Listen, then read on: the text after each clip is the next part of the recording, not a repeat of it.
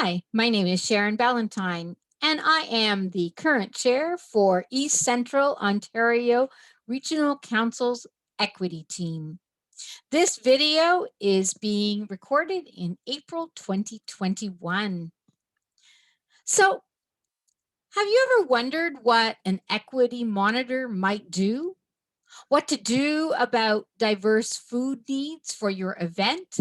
Thought about obstacles and barriers that people face?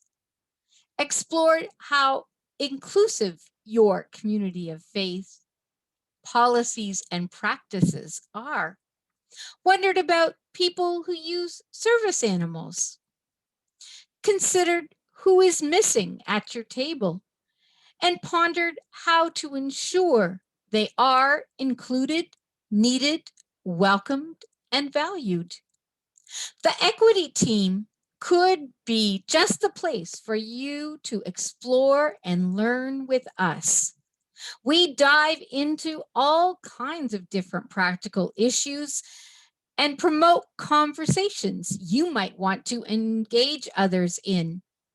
Take a look at our ABCs of Equity booklets on our website for some conversation prompts.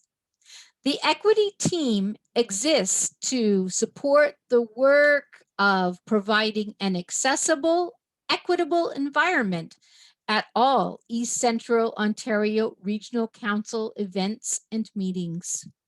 The equity team advises the Assembly of Elders in all other East Central Ontario Regional Council meeting and event organizers on matters considering accessibility, privilege, and equity.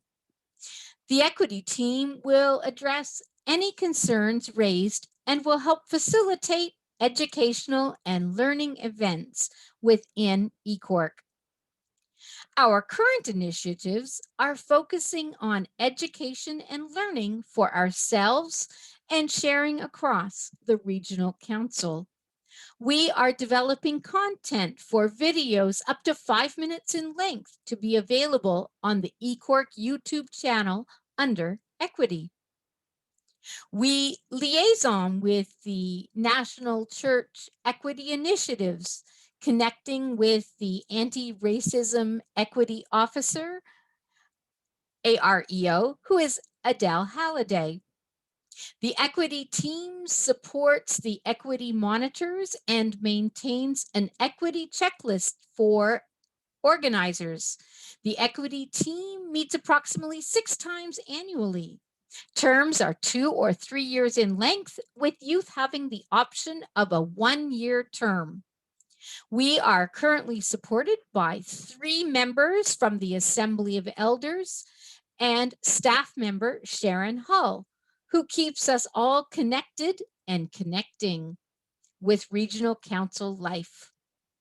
We can have up to 12 members on our equity team and are excited to welcome new members and explore questions about equity. Come, join us.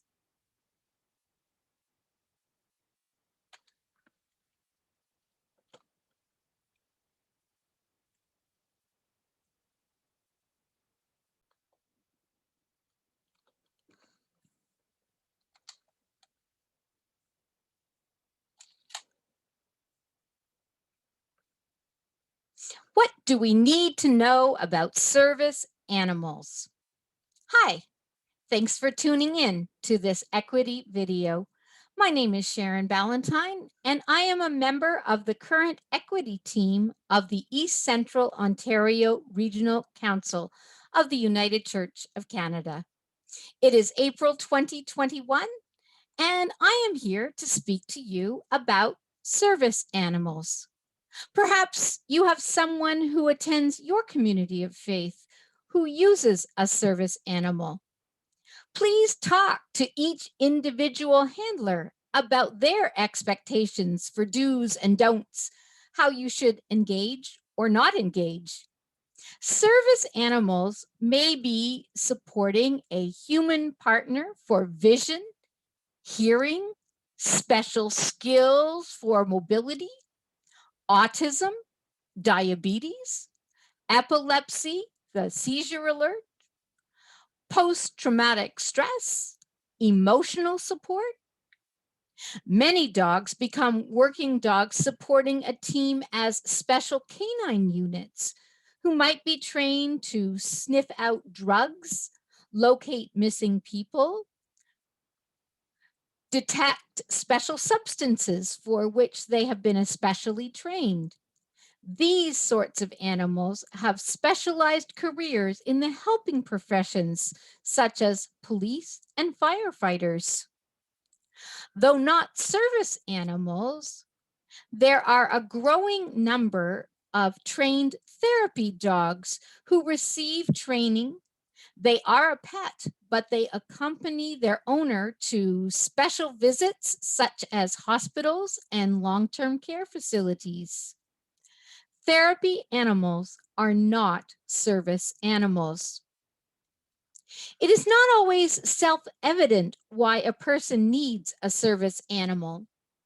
The handler can choose to share that information, but does not have to do so. The service animal may not appear to be working to the passerby. Comments that appear to be questioning or appear to be challenging the person's need for a service animal can be experienced as judgmental and hurtful.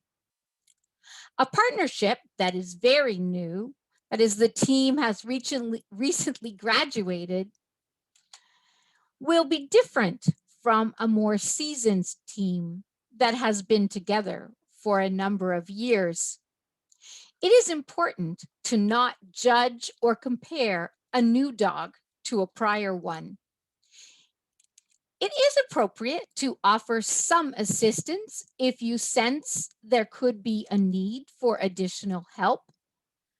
The handler may say, "No, thank you," to your offer. The handler and their dog are an independent team. What you imagine as frightening may be part of the team's everyday experiences. It is important to never grab a handler, their dog, leash, or harness. Historically, the service animal has been a medium to large-sized dog, often a German Shepherd, Labrador Retriever, or Golden Retriever. With people having more allergy concerns, other breeds such as poodles and even boxers and Dobermans are considered more hypoallergenic. People who do not rely on dogs to provide visual guidance may be using smaller dogs, such as the hearing ear dog or the seizure alert or diabetic alert dog.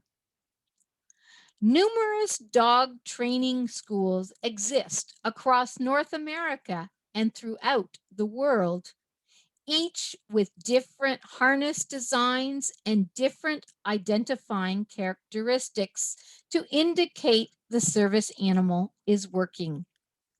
Some dogs may wear little jackets or vests to signify the school they graduated from or the role they serve as a service animal.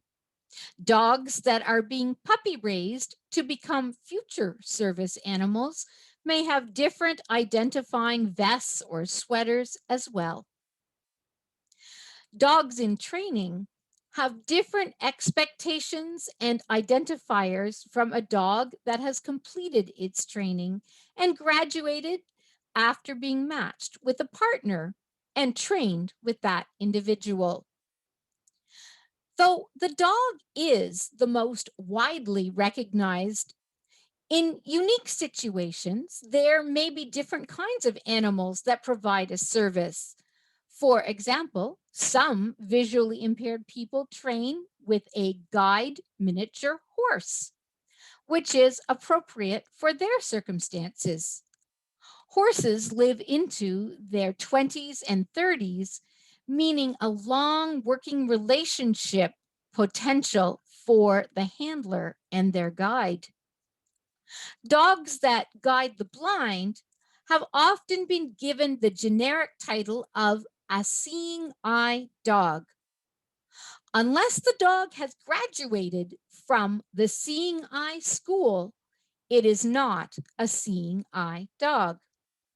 My first guide came from Pilot Dogs in Columbus, Ohio. She was not a seeing eye dog. My subsequent dog guides have all graduated with me from the Seeing Eye in Morristown, New Jersey, and are seeing eye dogs. You can see the Seeing Eye branding on the leash, harness, and collar. No matter what kind of service animal a handler may be using, when approaching any dog, do not try to distract or get the attention of the dog. Speak to the dog's handler and ask permission before any interaction. Knowledge of what one handler allows or disallows does not have universal application. For example, I adhere strictly to the expectation that when the dog is in harness, it must never be petted until permission is asked and the harness is removed. Some handlers may determine it is okay if the dog is on duty but not actively working, such as lying at the person's feet. Do not assume you know what is wanted or expected. Everybody's situations are different. When I got my first guide dog, I had a very small amount of sight and could tell light from dark. Within a few months of getting my first guide dog, I became totally blind. When training with my subsequent service animals, I have met classmates who could sometimes recognize a person down the hall, could tell colors, even read print in some situations. Very few have been totally blind like me. In poor lighting or with changing situations, what a person could detect could change. Likewise, a person with a service animal may have an mobility assistance dog that is adaptive to their changing realities, such as sometimes using no assistive devices to a support cane, walker, or wheelchair. Some days a person might be able to open a door and sometimes need their service animal to do that for them.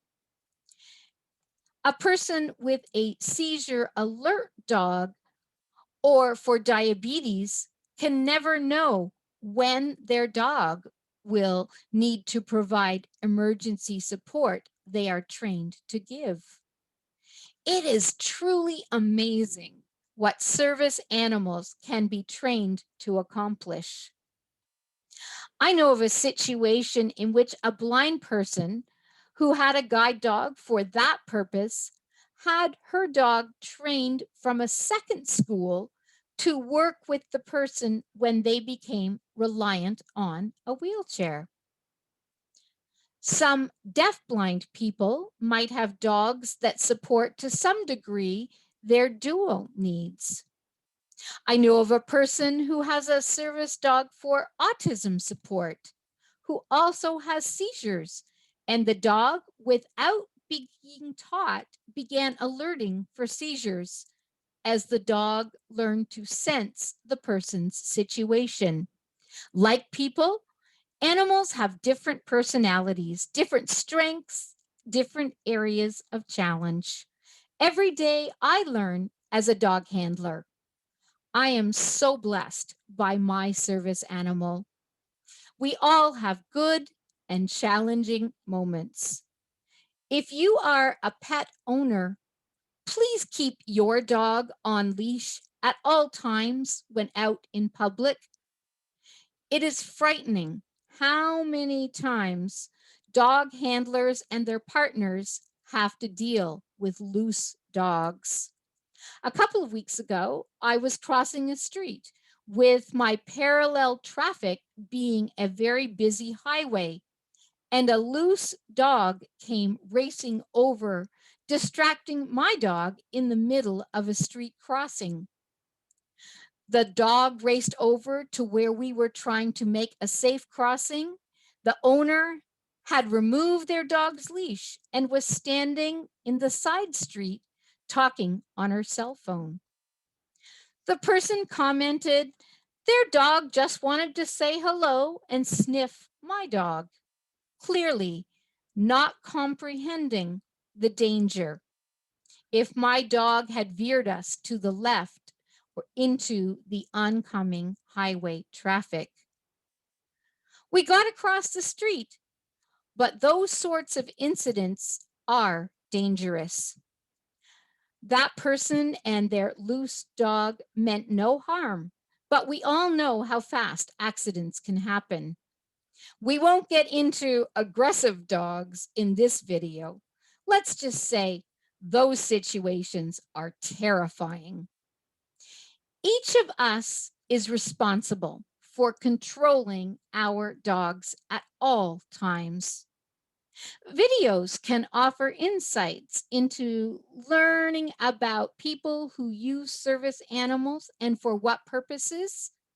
These can range from short clips to very detailed focus and learning. Invite a guest speaker who uses a service animal to share with your community of faith. If you would like to learn more about equity, please contact the equity team of East Central Ontario Regional Council through the communications officer or staff representative for ECORC.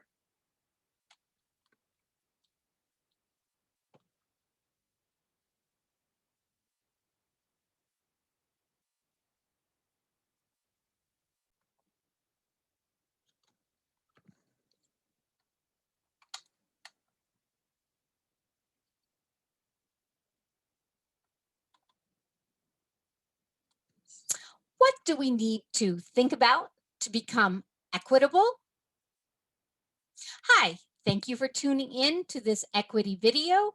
My name is Sharon Ballantyne, and I am a member of the current equity team of the East Central Ontario Regional Council of the United Church of Canada. It is April 2021, and I am here to speak to you about what we need to think about to become equitable. The content for this video is largely drawn from a McGeechee Senior Scholar Research Project through the United Church Foundation, submitted in May of 2020. Have you ever noticed we do not notice needs that do not impact us? It does not come up on our radar. We don't think about impacts for others unless we learn to do so. Most accommodations are not large money costs. Take, for example, these low to no cost perspectives that can make a big difference in creating equitable practices. We do not notice smaller fonts when we can see them. We do not notice softer sounds when we can hear them. We do not notice stronger scents when we do not react to them. We do not notice the harmful, deadly effects of nuts or shellfish or many other foods when we do not react to them. We do not pay attention to washrooms when they are accessible or welcoming to us. We do not recognize privilege when we are the privileged. We do not worry about stairs when they don't hamper us. Most people have not thought about all the practical aspects and benefits of equity for all. Consider getting an equity checklist from the East Central Ontario Regional Council website and determining what a difference you can make in creating an equitable space for all.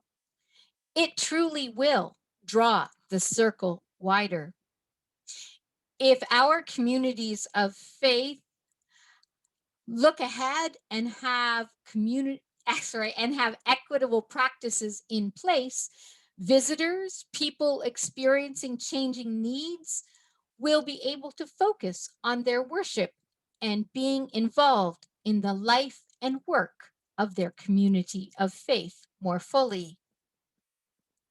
Sometimes people of all ages are attending worship, but are not necessarily as fully active as they might be, perhaps because they have not been invited or brainstormed and discussed how they can contribute their gifts and leadership. People can too easily make assumptions. Some brainstorming discussion can really energize everyone to find ways to make things work and offer suggestions that will benefit everyone. What roles can the very young have in your worship? Perhaps a toddler might be able to ring a bell to signal a time for worship to begin, or the start of children's time, or the time for junior church. Little ones might help take up offering.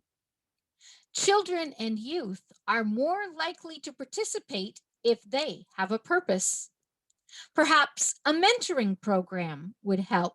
Prayer partners, opportunities to lead a piece of the service or share in it with others.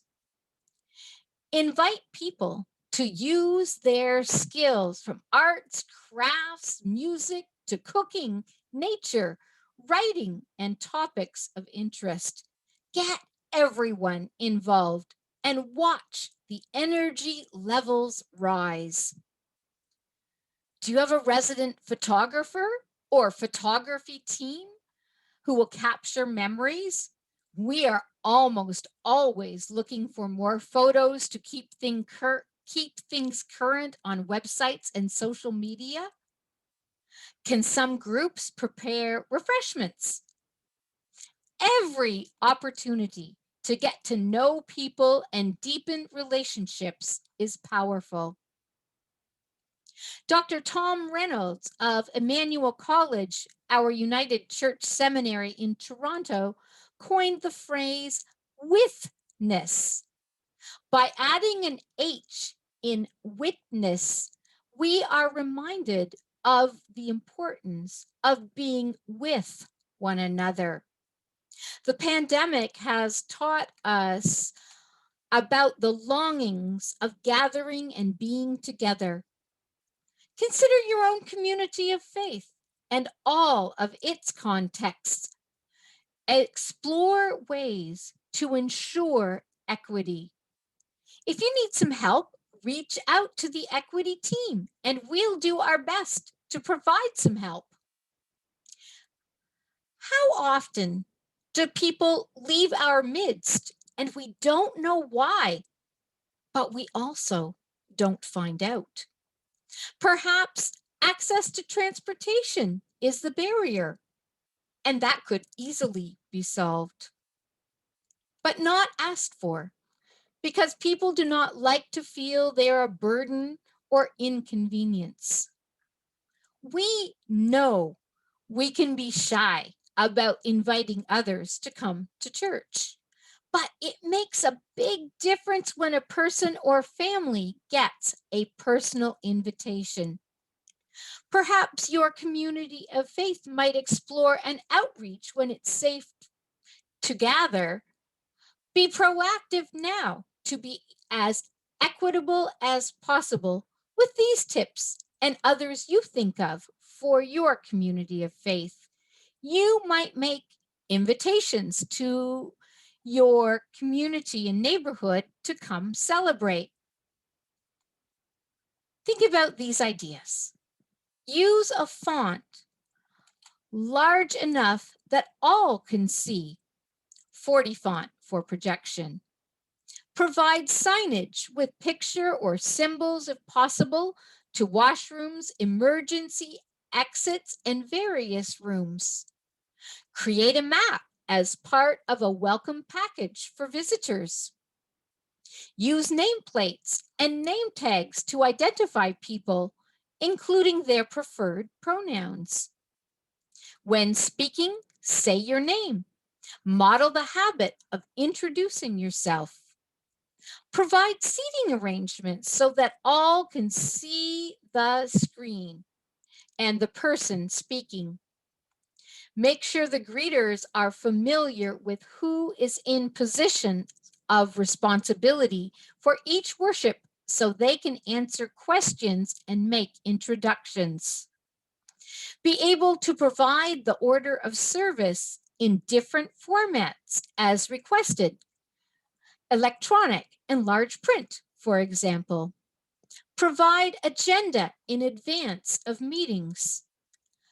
Have speakers identify themselves, especially in conference calls. Be sure a sound system is made available and used. Have hearing assist devices made available. Create a scent-free environment policy. Inform guests to your meetings of the policy before they come.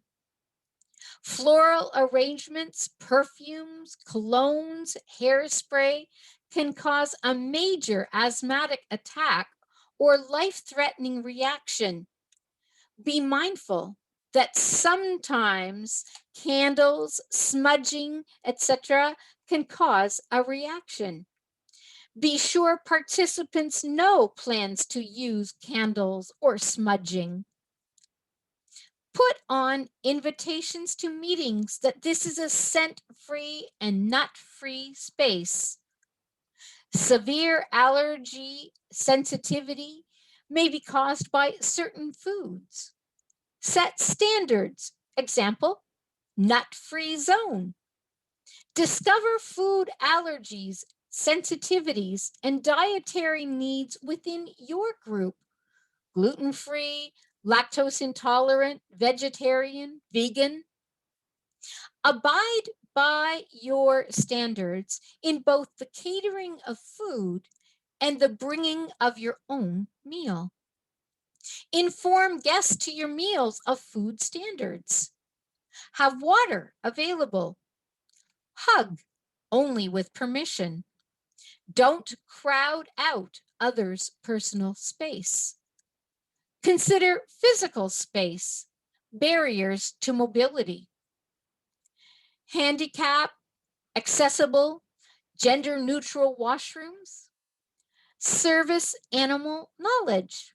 Room for wheelchairs around the tables in all spaces. Emotional space. Availability of a quiet room. Clear, easy to understand language. Inclusive language. A space for all to speak, even the introvert.